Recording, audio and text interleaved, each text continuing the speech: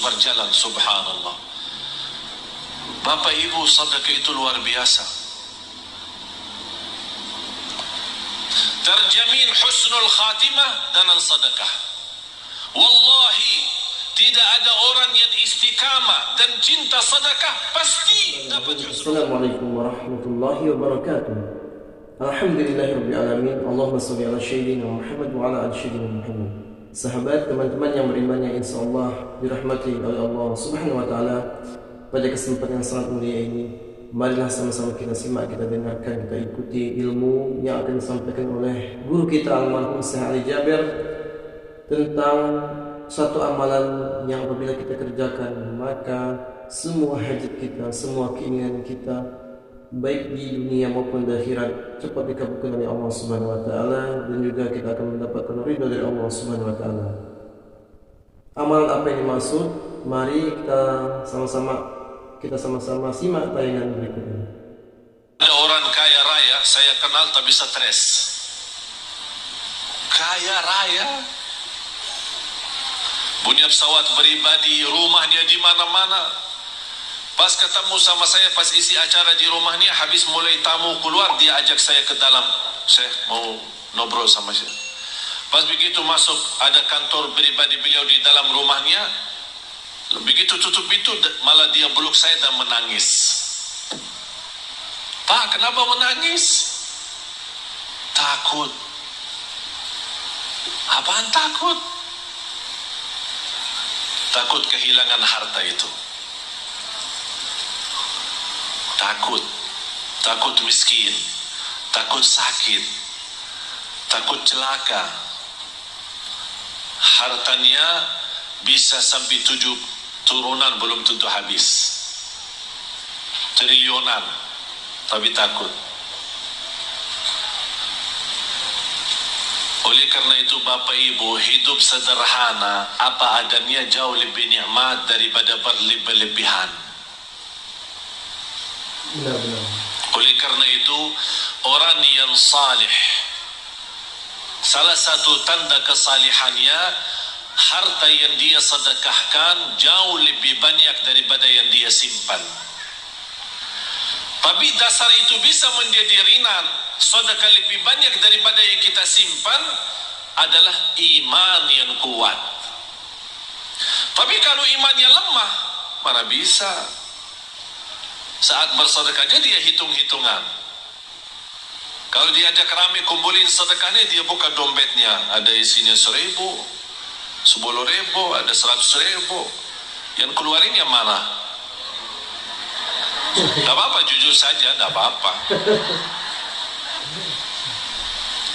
Katanya walaupun sedikit tapi ikhlas. Salah tuh.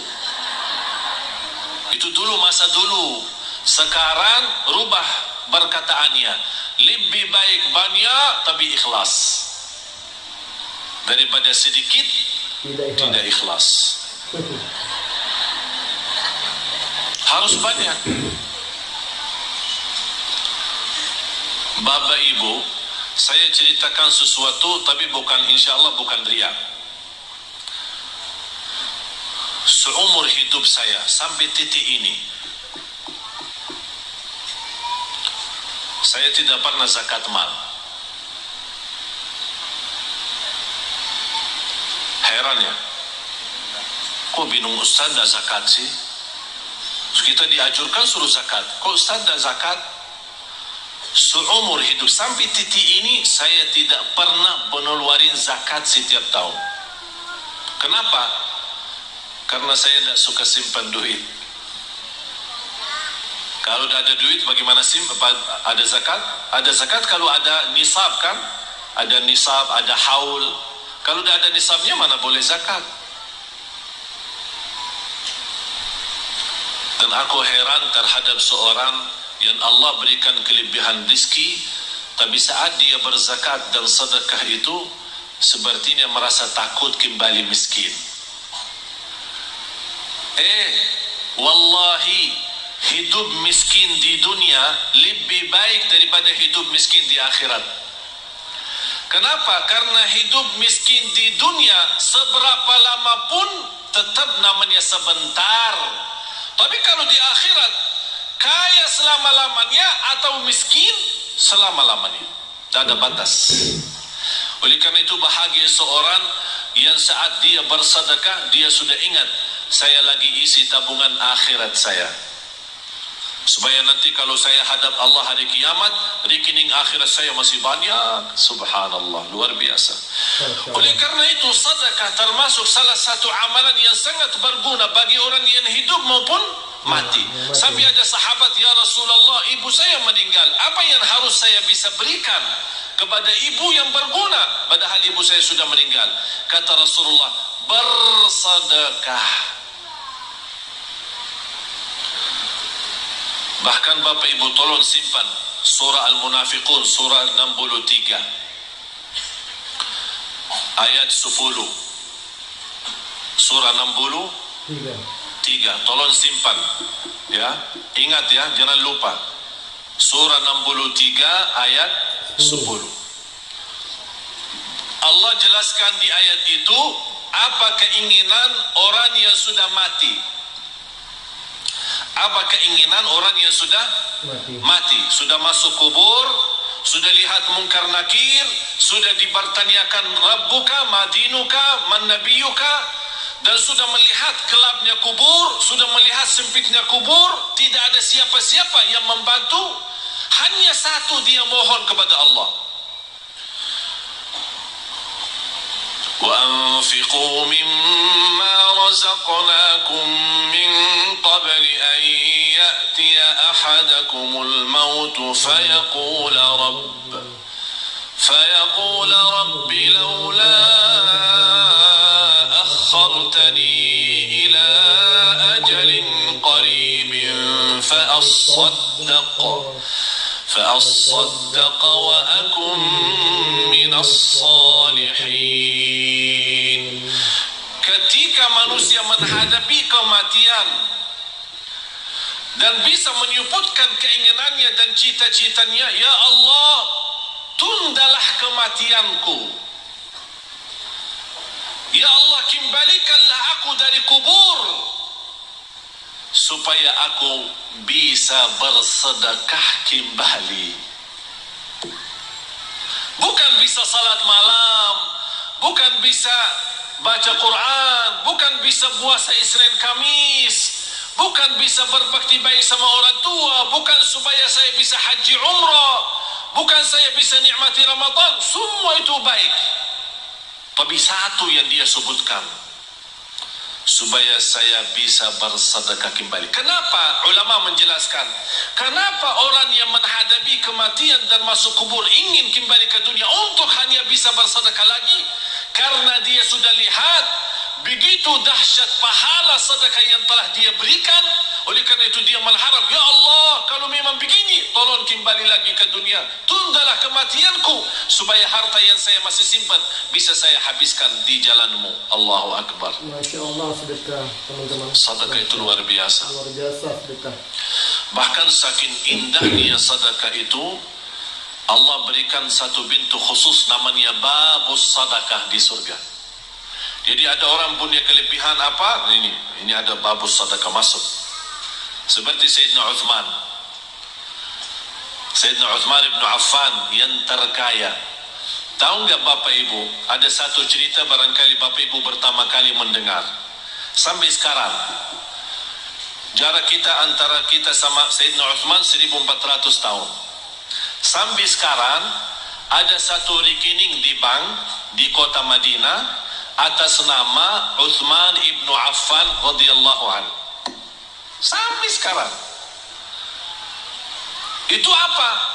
Beliau kan orangnya dermawan, suka bersedekah. Di antara sedekahnya, dia menwakafkan sumur air yang dimiliki oleh orang Yahudi. Orang Yahudi ketika di zaman Rasul, orang Muslim mau minum, dia jual mahal.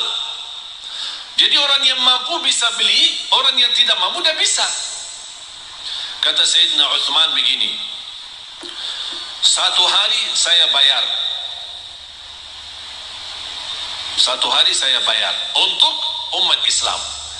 Jangan tolak orang. Biar apapun, seberapapun diambil, biarkan saja. Dan 1 hari untuk kamu. Jadi kontrak. 1 hari buat saya, 1 hari buat kamu. Tapi apa yang terjadi? Di hari giliran Sayyidina Uthman, orang Yahudi suka mesusahkan orang Islam untuk menambil air. Beralasan air hari ini kurang, air hari ini tidak lancar, air hari sumurnya tidak begitu penuh. Banyak macam alasan membuat orang merasa kesusahan. Dapat berita oleh Sayyidina Uthman bin Affan radhiyallahu anhu, langsung datang ke orang Yahudi, saya tawarkan, saya mau beli sumur itu. Orang Yahudi cintaannya harta. Dia berkata, kalau berani saya bayar, saya jual mahal. Mahal banget. Tapi karena Sayyidina Uthman radhiyallahu anhu tidak pernah menghitung-hitungan kalau saat di jalan Allah.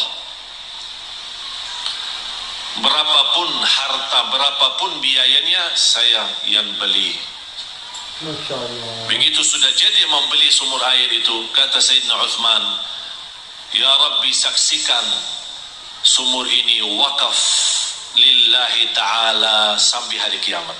Masya Allah. Sahabat Nabi Utsman yang Sampai titik ini penghasilan sumur air sama kubun, ada satu kubun namanya kubun Sayyidina Uthman, dibeli sama, karena bukan hanya sumurnya, dibeli kubunnya, kubun kurma.